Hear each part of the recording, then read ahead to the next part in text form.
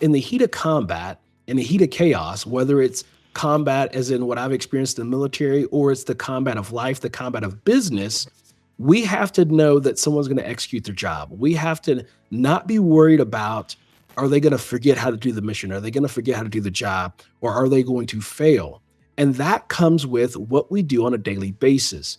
And it starts with the foundations of training. Because if you don't have that training, then I'm not going to even put you in the fight to execute the mission to begin with, right? Hello and welcome to today's episode of the Keynote Curators podcast. I'm Seth Dechtman, your Keynote Curator. Our guest is Jason Harris. Welcome to the podcast, Jason. Thank you so much for having me, Seth. It's an absolute pleasure to be here with you today.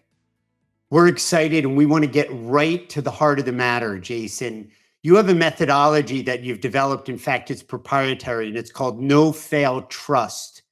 In today's ever-changing landscape, artificial intelligence, work from home, hybrid work, homeschooling, things are off balance. There is no normal. There is no new normal. Talk to us about trust and what it takes to establish that, grow it, and develop it, because this is something that can get lost in this new world, this new landscape. Yeah, Seth, trust, a lot of times people, we walk up to somebody and says, man, just trust me. And the reality is that it's not that simple. There's different types of trust. There's a basic level of trust when you hire me to do a job. The simple level of trust is I'll do the work and you'll pay me. And we trust each other to execute that. But then when we go beyond that basic level of trust in the workplace, it doesn't matter whether it's hybrid, whether it's in the office, whether it's a high performance team like Navy SEAL Team 6 or Delta Force. In order to get to that level of no fail trust where I know you're going to execute the mission, I have to set you up for success. I do that through trusted training, trusted processes, and then I can trust you and empower you to execute the mission. And that's what no fail trust is all about. You see, a lot of times what people do, Seth, is they'll say, here's the books, go figure it out on your own, and I've empowered you. Well, what you really did is you took that person and you actually forced them to go into a corner and realize, I have no idea what I'm doing. And therefore, even though you told me I'm empowered, and even though you told me you trust me, you actually didn't set me up to truly be empowered and execute the mission because I don't have the training and I don't have the processes that supports that training to then truly be empowered to execute the mission at the highest levels that I'm capable of. You said the phrase, just trust me. What's there? Is it just laziness? Is it maybe they've attempted to generate trust and haven't been able to make any headway, so they're resigned or frustrated? But that phrase, just trust me, seems like it's very one way, and the onus then is on the other. Yeah, it almost is like a colloquial phrase, right? A lot of times you remember in English class in high school and college, they said, don't use all these colloquialisms. And so it's simple for us to say, man, just trust me. Well, there's sometimes if you're my best friend and I know you've always proven yourself, I'm going to trust you. But when I'm dealing with a high performance team that I've dealt with in my military career of nearly 27 years or 27 plus years of serving, we didn't come to each other and say, just trust me. That SEAL team that need to be evacuated out of a hostile environment, they didn't say, just trust me or we just trust you. They understood that I had the training, a high performance level of training. They understood that I had the processes, and therefore they knew that they could trust me because of that. But we didn't just look at each other and say, just trust me. And so while it can be simple, when we start talking about the workplace, we have to put something behind that. And so now the onus is on both people. And when I say both people, it's on the leadership to train me to execute the mission. And then the onus is on me, the player, the team member, to actually learn that training. And so it's a give and take situation. It's a two-way street to where that leader gives me the proper training, gives me the proper processes. And oh, by the way, they validate that I have learned them and that I know how to do them and that I know how to execute the mission. So it's a two-way street. The onus is on both the team member as well as the leader to create and curate that environment that builds a level of trust that when I say just trust me, you don't question, you don't have any doubts that I'm going to be able to execute the mission as advertised. Right. Curate the environment, the process and the training So I want to go a little bit more granular. These are lessons that can be applied, whether it's in a family setting, in your community, right on your street, in your building, in a business, and of obviously, not obviously, but also in a military. And you've been a leader of 470 combat sorties, I believe, or something like that. But there is a moment, and tell me where I'm wrong here, where everybody has their role and there is implicitly just trust me. So you're flying, you've got crew in the back of a plane. They can't see, they've got to just trust you. So unpack that in the context of process and training, and then the colloquialism, just trust me. And if I'm wrong or out of bounds, then pull me in as well.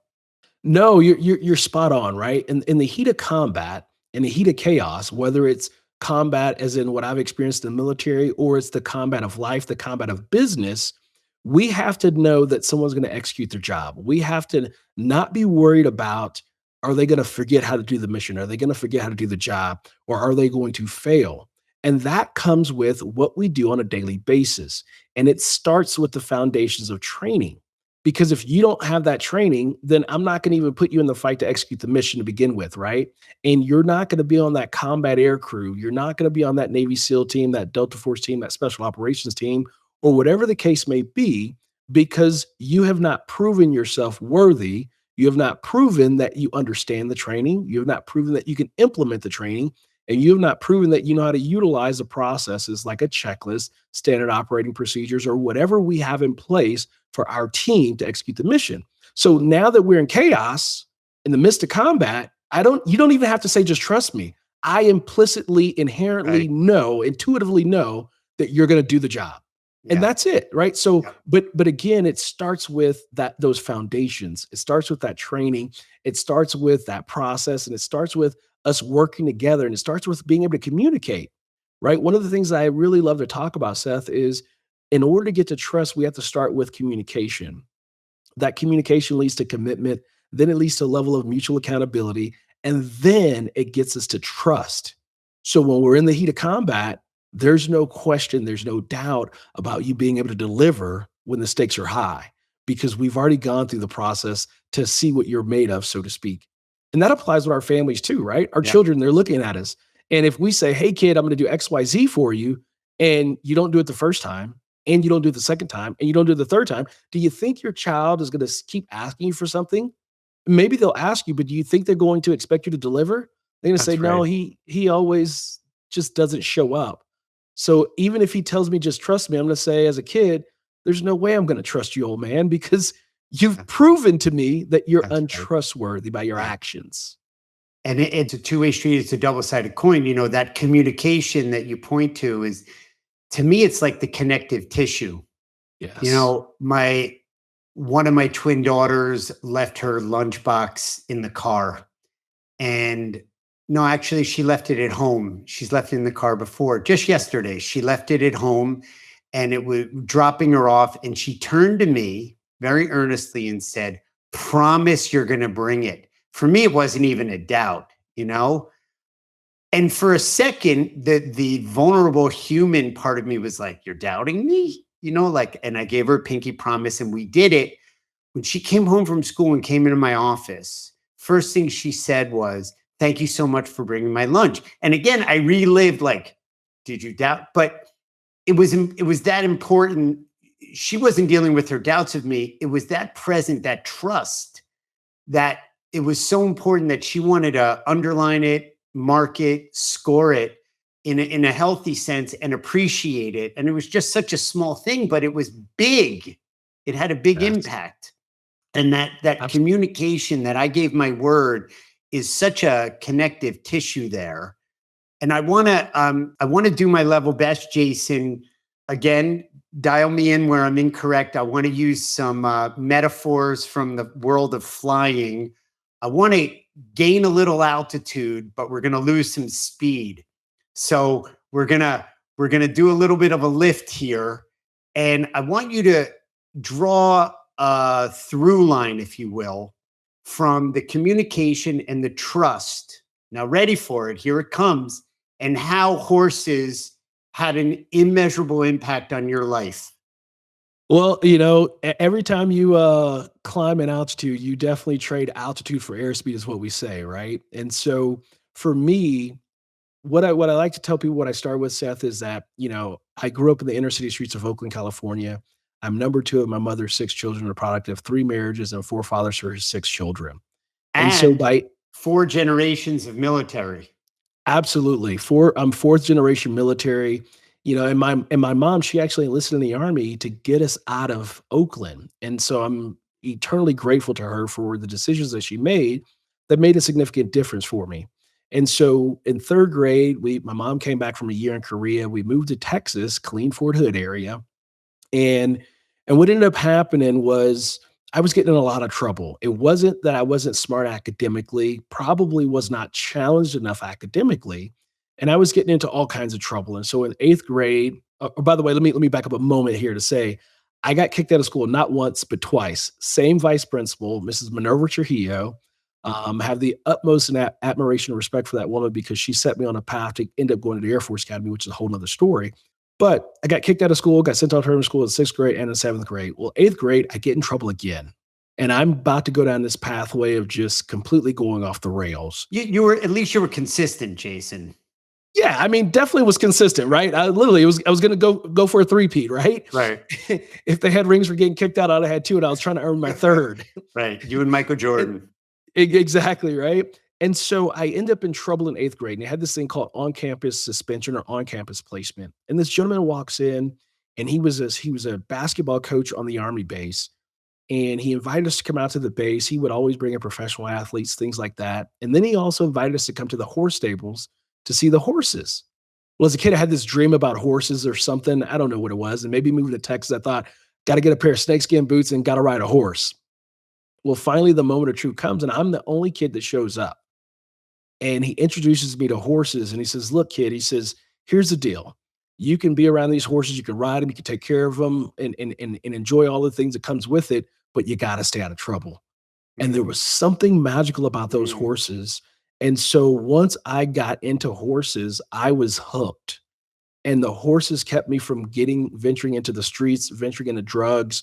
A kid that I hung out with in 8th grade actually ended up going to jail for murder. There were mhm. friends of mine who were selling drugs, doing drugs, and it was the horses that literally saved my life. And to fast forward, I ended up going to the Air Force Academy because of Mrs. Trujillo, the one who kicked me out of school. And while I was at the Air Force Academy, I actually competed on the equestrian team. So for me, horses have a very, very personal place in my life, and they made a difference. My favorite animal is a horse. And my wife is from Argentina, and I lived in Argentina for over 15 years. And it's big horse culture in Argentina, polo, the gauchos. And I've had the great fortune of being exposed to, this great horse culture. And one of the things that I've learned, and I kind of just want to tie this into the no fail trust and how, again, its connective tissue is that you get on this incredibly powerful, elegant, intelligent animal, and there's an implicit trust, but the communication that's Yes. either spoken because they tune into your voice, but body gestures, tone, the most subtle touches is so powerful. And every time I get on a horse, I'm just fascinated that I can't believe, like, out of the two of us here, I'm the least smarter one because they know before I do Oh, what's yeah. ahead, what needs to be navigated. It's just fascinating. Yeah, horses they're such graceful, beautiful creatures. And I remember the gentleman, Mr. Foster. I remember I would go to the horse stables every weekend, and in the summer I'd be there almost every day. And what blew my mind was you could take a horse and you could work with this horse, and you had to communicate with them first, kind of like people. And then that built up a level of commitment where they knew you were committed to them, and they in turn offered you their commitment. Then that changed in accountability, it changed into a level of trust where you can go from a horse not wanting to allow you to put a saddle on to eventually you have a human being on a horse And then we could train a horse to do all the things. Literally, I was just telling my daughter about this last week. We had one of our horses that was trained by all voice commands. Mm, Literally, yeah. I could sit on the horse with my hands up, my legs out, and I could tell him walk, I could tell him canter, I could tell him gallop, and he would do all of the things. But it was a level of trust that we built, and he knew that I wasn't going to hurt him. He knew that I was going to take care of him. I trusted him, he trusted me, and it was just an amazing thing. Yeah. And that's that through line in the communication, verbal, nonverbal, that then can bring you when you're in the chaos of combat. The unpredictability is predictable. And you have people that are blind to, they don't have peripheral vision. And it's not a plead, just trust me. It's implicit and in the ecosystem, no different than when you're with the horse. Absolutely. One of the things that I'll say, Seth, about the whole implicit trust. Here's something that I share with audiences and that a lot of people don't realize. Now, if you're afraid of flying, trust me, go figure I say that colloquialism, right? Trust Right. me, flying is still very safe. Here's the thing. I have shown up at the airplane, never having met the other pilot or group of pilots, possibly me never having flown to a destination. I've even shown up where none of us have ever flown to the destination before. Right. And guess what? Which is There are not a small 300. thing, right? It's a total unknown, literally a total unknown. Mostly, Yeah. but it Most. is known. And here's the reason why. Like, imagine those 300 passengers. You don't know what we are doing up there. You don't know that we haven't been to that destination before, whatever case may be. And the reality is the reason that the company trusts us with this multi-million, hundreds of millions of dollars aircraft, with these 300 paying passengers and their lives and everything that could go catastrophically wrong.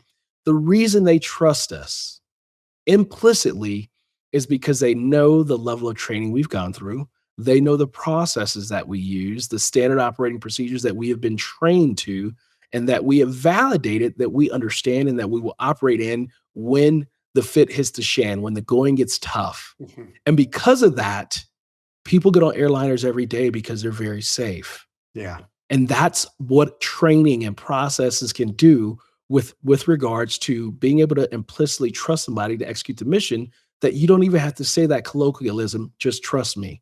I know when I walk on this airplane, I trust the pilots to deliver me safely from point A to point B. And when we take it for granted, I fly, whether it's not like a proud thing, it's just a fact. On average, the last 10 years, and not in the pandemic, but well over 200,000 miles a year. I was recently in Europe. I was in Milan. I was in Luxembourg. I had a very early morning flight at 5:45 takeoff out of Luxembourg.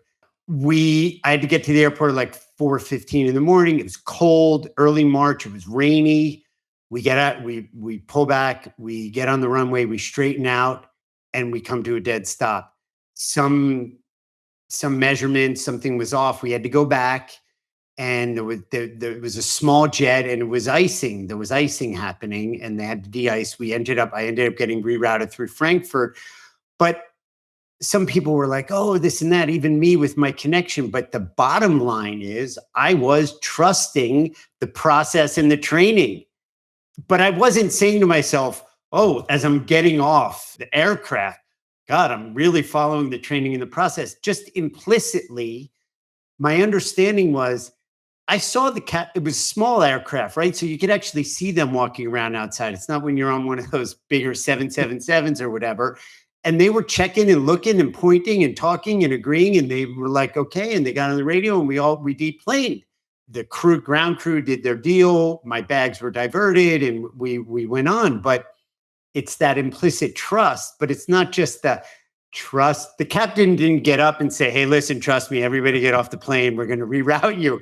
He was very, like, look, it's got cold. We were waiting too long. We have icing. We need to de-ice. It's going to take a while, whatever. And we're going to reschedule everybody.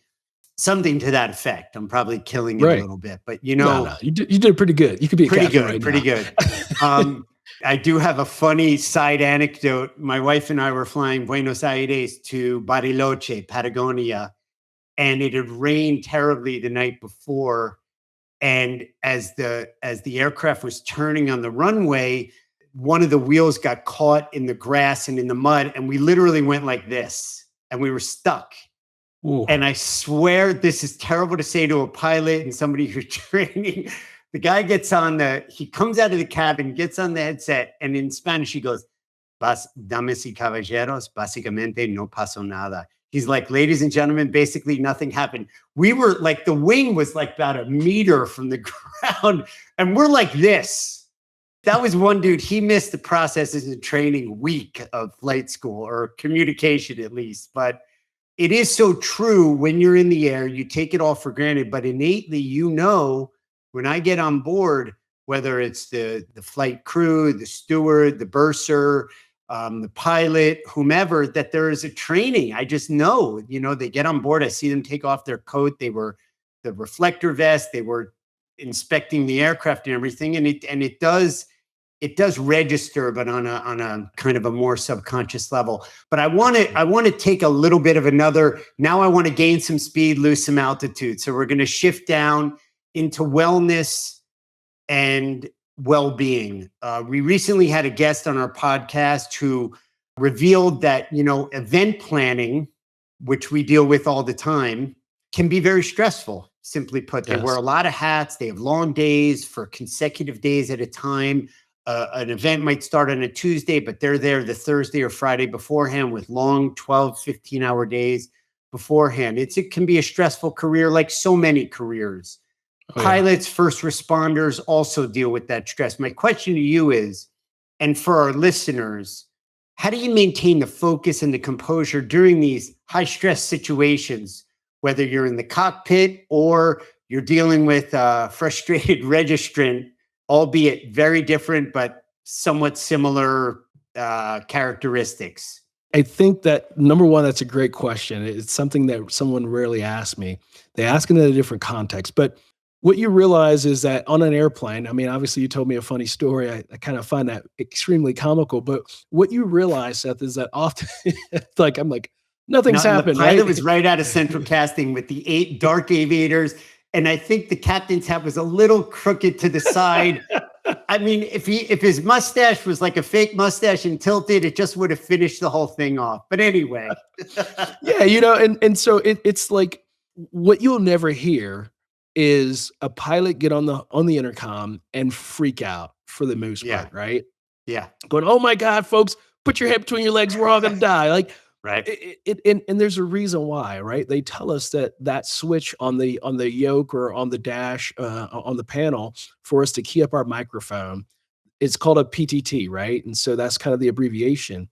And they make sure they emphasize to us that switch is a push to talk switch, not a push to think switch. Okay. Brilliant. And then the other piece is, so when you have that emergency happen in the airplane, the captain's going to calmly come over the radio. Ladies and gentlemen, this is your captain speaking. I'd like to just let you all know we've got a minor engine indication. We're dealing with an engine issue up here up front. If you wouldn't mind, just remain calm. Your flight attendants in the back of the airplane, they'll be handling the situation. They're there for your safety. We got everything under control. We're going to be planning to divert the aircraft. We'll be landing in the next 25 minutes at Du Bois, wherever, right? Colorado. And so, right. And so it's very calm and very to the point, very matter of fact. But you have to back that up. And again, this goes back to this essence of training. We have been put through the paces. We have been through the stress of whatever could go wrong. When we're in our simulator training at the airlines, when we're doing military training, they're training us to deal with that stress. So we have been what's called stress test over and over as part of our training. We learn more about what could go wrong almost than what could go right. Because what goes right is the easy part. We have to understand how to manage the situation when things go wrong. And so because we go through those so many times, we've been stress tested to understand how to deal with the chaos. It doesn't mean that we don't get scared. It doesn't mean that we're not afraid. It doesn't mean that we don't have anxiety. What it means is that we just have learned how to deal with those emotional pieces in a different way. What it means is that we have been trained to help manage the psychological challenges that occur when the fit hits the fan, that occur when a motor stops working, that occurs when the world goes into total chaos. And we've likely all heard of that statement. You don't rise to the occasion. You fall to the level of what you're training. Yeah. And so because we've had that level of stress placed on us over and over during our training, when things go wrong, we're kind of going, okay, cool. And I go back to pilot training in the Air Force. We would do these things almost every day, was called stand-ups. And a stand-up was, you come in the morning, they give you a scenario. They would say, okay, Lieutenant Harris, you have the airplane, you have the aircraft. Roger that, sir. I stand up at attention. Roger that, sir. I have the aircraft. I'll maintain aircraft control. I'll analyze the situation, take proper action, and land, take proper crew coordinated action and land the aircraft as soon as conditions permit.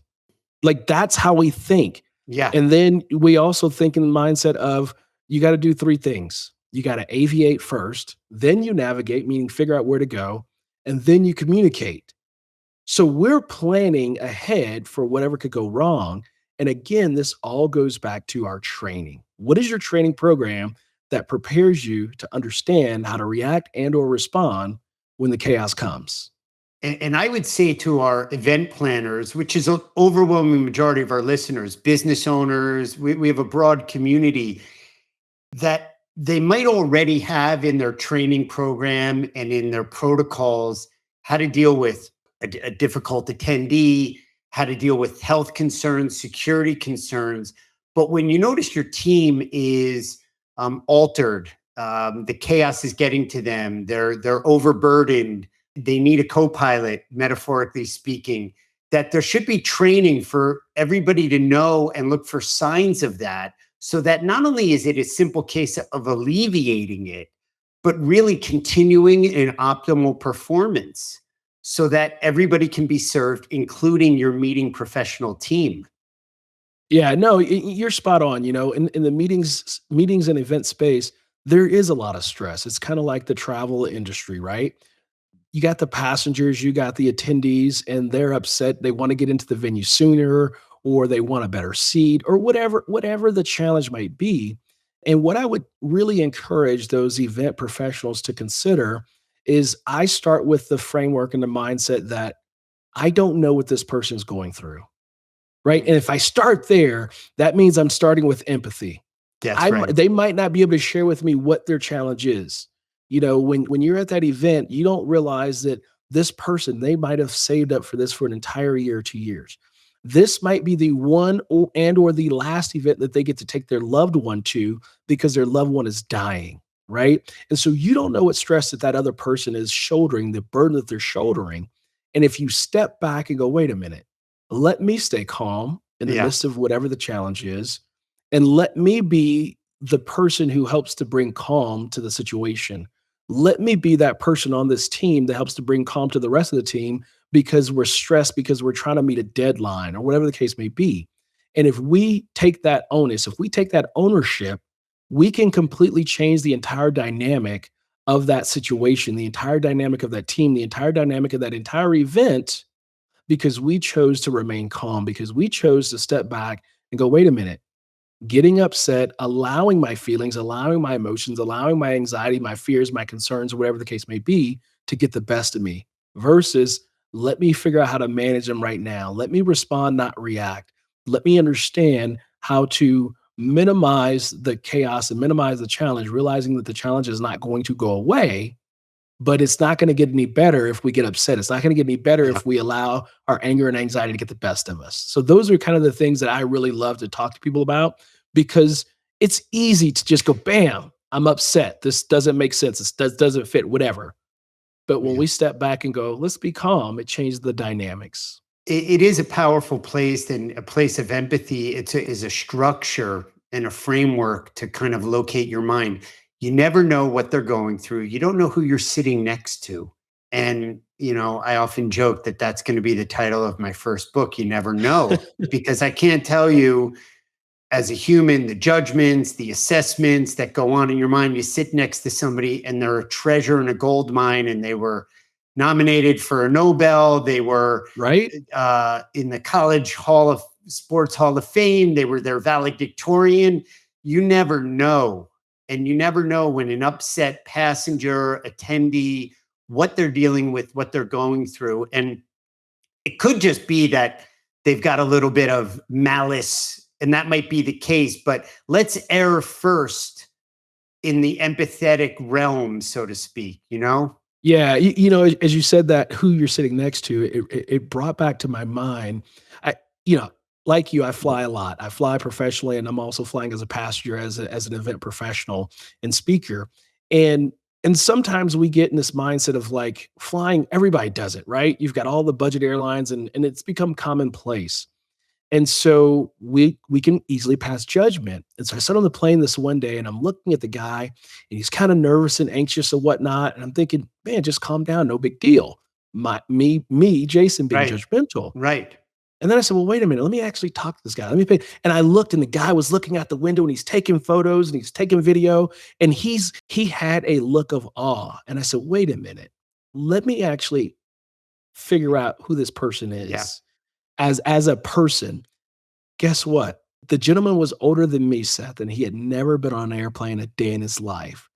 And I realized that I was able to help him bring a bit of calm by saying, hey, would you like for me to explain this to you? And he was And like, really? what a gift, both you to reconnect with the awe, like, oh my Yes. God, we're flying 25,000 feet in the middle of the air above planet Earth. And you're like, oh, I do that, every day. And he's like older than you and me, and he's never been on a plane. What a beautiful combo.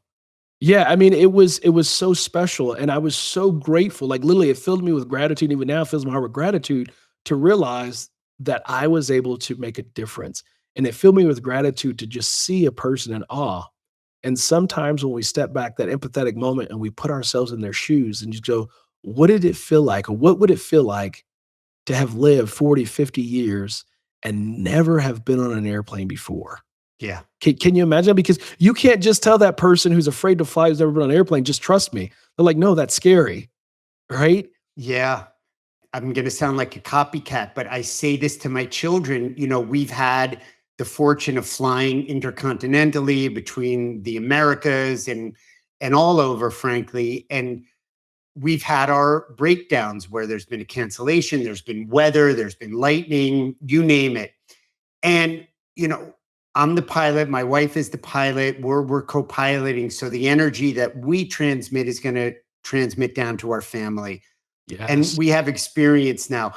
And they see others visibly upset. And I think to myself, gosh, this might be a family that once every 5, 6 years, and they're going to Disney or they're going to visit grandpa. It's like the gigundous, enormous effort and resources and energy and time and emotion put forth, and there's lightning at Newark and they can't take off. And Right. everything gets unfurled. And it's like, let them have it. It might not be beautiful what they're having, but they got to have the space. And it's no different Exactly. for event planners where you got to have that muscle, but knowing that, what is it? Aviate, Aviate, navigate, navigate, communicate. communicate, and I think that that's such a beautiful trilogy of words there. All of us aviators, we live and die by those words, Jason, because I'm they're going to use another metaphor. We're going to land this plane in a moment, ladies and gentlemen. We're starting our final descent. I got one more general question here. I've loved our time together. I was lurking around on your social media, and you said that there was a time, said this is okay. There was a time when you doubted your skill set as a pilot and felt like you didn't belong, like you were an imposter. yeah. And, we've talked on our podcast several times about imposter syndrome. What strategy, unpack that a little bit. What's helped you break free from it? Or if it comes back, how do you administer, manage, navigate that? The idea of the imposter syndrome, the more I share about that and about dealing with it myself, the more I find so many other people are dealing with this concern, this psychological challenge of feeling like they're an imposter, that feeling of like at any moment somebody's going to come and take me off the stage and say, "Hey kid, we finally figured out you're not good enough, you don't belong," or "Hey kid, you don't belong in the cockpit," right? Yeah. And Side so note, you mean the voice in my head saying right now, what am I doing being a podcaster? Oh, but I'll go and listen to that voice. right. And so and that voice gets loud. And if we're not careful to really understand how to manage those voices, that inner voice, right? That small talk that tells us we're not good enough, that we don't know what we're doing. and we're looking left and right, and we're comparing ourselves to others. If we're not careful about it, it can get the best of us. And oftentimes what happens is people actually, they won't even try because they're afraid of being an imposter or considered an imposter. And I had someone tell me years ago, they said, Jason, you know the difference between the imposter and the person who has imposter syndrome? So, well, what? They said the imposter knows that he or she is an imposter. Wait a minute, right? How brilliant is that? Right. How And ironic. exactly, right? And so when you start looking at this idea, it's for me personally, I've had it in that moment where I'm sitting in that cockpit of that Boeing 777 airplane and I'm got 300 passengers in the back at 707,000 pounds. And I'm like, wait a minute, am I going to forget the right button at the right time for the right reason? Am I going to forget how to take the plane off appropriately? Am I going to forget how to land the plane right? Like all these thoughts go to my mind. And then I've had that moment where I'm in combat and I've got a combat crew with me and they have trusted me with their lives, which inherently says that their families have trusted me, the aircraft commander, the mission commander, with their lives. That high performance team, Delta Force, SEAL Team 6, whatever the team is on the ground, they're trusting me to make sure that we provide the support that they expect from us. And what if I screw this up? Am I going to crash the airplane? Am I going to mess up the mission? And all of these thoughts are playing around in my head. And so as I struggle with that, I realize that, wait a minute, there's more to it. And I talked to another friend. He says, Jason, he says, here's the deal. He says, I stopped struggling with imposter syndrome. And I thought that's kind of crazy because you're pretty freaking successful. And it's noted and documented in scientific research that majority of very successful people and upwardly successful people, they're dealing with this thing called imposter syndrome. Well, he says, Jason, he says, here's the deal. He says, if I lose in court, he was a litigating attorney. He says, if I lose in court, I don't chalk that up to me not being good enough. He says, I prepare enough that when I step in that court, I no longer feel like an imposter. And if I lose, it's because I went up against a worthy opponent. Mhm. He says, so Jason, you have to learn how to trust yourself. You have to learn how to trust your successes, trust your training, trust your processes, and trust and empower yourself that you know what you're doing. Once I started owning that, once I started going, let me look back at my wins. Let me look at what got me here. Oftentimes people, they talk about the seat of the table. It's one thing to get a seat at the table. In majority of environments, you have to earn a seat at the table. But then you have to continue to earn the title of leader. You have to earn your seat at the table continuously. That's And if right. I know that I'm doing that every single day, then there is absolutely no reason why I should feel like an imposter. And that's how, for me, I've learned how to manage that challenge of the imposter syndrome. I can go back and look at my playbook. Hey, what was the challenge I overcame last time? Hey, what was this thing? How did I win this? How did I succeed here? Oh, okay, go back to the drawing board. Channel that energy, channel what you did there. Now, remember, if you did that there, you can do it here. Right. And once you start programming yourself to not get lost in the sauce of everybody else and what they're doing, it's like the horses, right? We put the blinders on the horse when we put them down the track or when they're doing the carriage rides. It's so that they focus. And for us as people, we have to remember to run our race. Yeah. I can't run Seth's race. I Yeah. got to run my race, right? That's right. And It's once so we it's do so that, important. Yeah. it makes all the difference to overcome that imposter Yeah. syndrome. And newsflash, Lieutenant Colonel Jason Harris, who has the proprietary methodology called no fail trust, deals with the challenge of imposter syndrome, which implicitly boils down to trusting yourself. So there's the newsflash and the irony warning, irony alert. Absolutely. When I get on that stage, Seth, I'll finish this up and say this. People always ask, I said, well, man, I've seen you in front of a stage with over 10,000 people. I've seen you in all these different stages. Are you ever afraid? I said, well, yes and no. Here's the thing. I always am there in service of the people, in service of the audience. And my fear, my anxiety is because I don't want to disappoint them and I don't want to fail to deliver to them. But beyond that, I'm comfortable because I know that I've come prepared to give everything that I've got in that amount of time that I'm given on that stage to honor that stage. And that takes the edge off. But yes, there's a fear, there's the imposter syndrome Yeah. that maybe I'm not good enough at times. But I realize, no, you're okay, Jason. They hired you for a reason. You know what you're doing, and you came ready, you came prepared. and you've got the training that supports what you're about to do right now. So trust yourself, go out there and deliver for that client. It's so poignant. This thought flashed across my mind. I saw recently this documentary, The Rolling Stones, and it was very old footage. And they were probably late 70s in part of one of their peaks. And they asked Mick Jagger, what's the last thing you think about before you go on stage? And he says, he didn't hesitate. He goes, boy, am I glad we rehearsed as much as we did. Yes. And that's Mick, you know what, Jagger. I mean, effing, come on, Right? And there it is. So there's the preparation. I think that's a good point of departure. We've landed the plane successfully. So thank you. I just, it occurred to me, I reached out to you, requested you be a guest, and there was the no fail trust. You trusted me. So thank you for flying with me today. We appreciate your patronage and your participation in this podcast, your generosity of spirit, your good humor, your dancing in the conversation, and just thank you, really.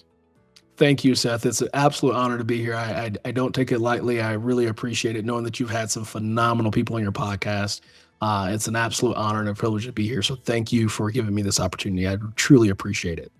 You're very welcome. And to our listeners, thank you for returning and continuing to come back and join us for all these great lessons and stories and anecdotes. And to our new listeners, thank you for giving us a shot. Thank you for trusting us, and share alike. Share with the crew at work, with the pilot at work, with whomever, your milkman, your pharmacist, your grocer, anybody and everybody. Come on board. There's room for everybody. So thank you so much. We appreciate you being on the Keynote Curators podcast. You're smarter for it.